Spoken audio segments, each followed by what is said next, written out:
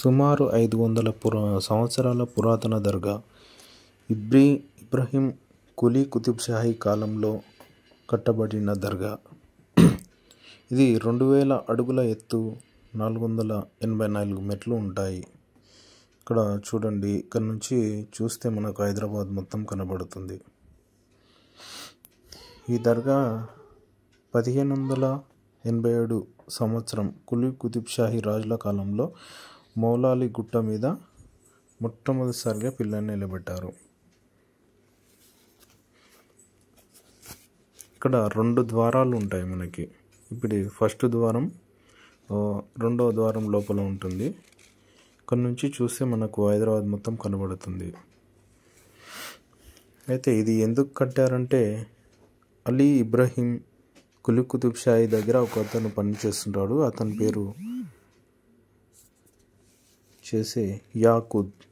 అతనికి కలలో వస్తుందన్నమాట, మౌలాలి ఆ గుట్ట మీద చెయ్యి ఆనించి కూర్చుంటాడు. అయితే అతనికి వచ్చిన కళ నిజమని అక్కడికి వెళ్ళి చూస్తాడు. అది నిజమే అవుతుంది, అక్కడ చెయ్యి ఉంటుంది. అయితే ఇక్కడ ఇబ్రహీం కులీ కుతుబ్ షాహీ అతనికి చెప్తాడు, అది నిజమే అని. వాళ్ళు దర్గా కట్టించడం జరుగుతుంది ఈ ప్లేస్లో.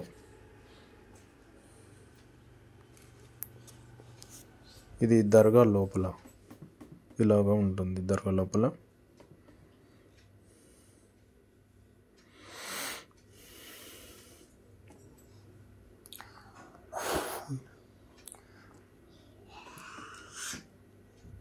ఈ అలీ ఇబ్ని అలీ తాలిబ్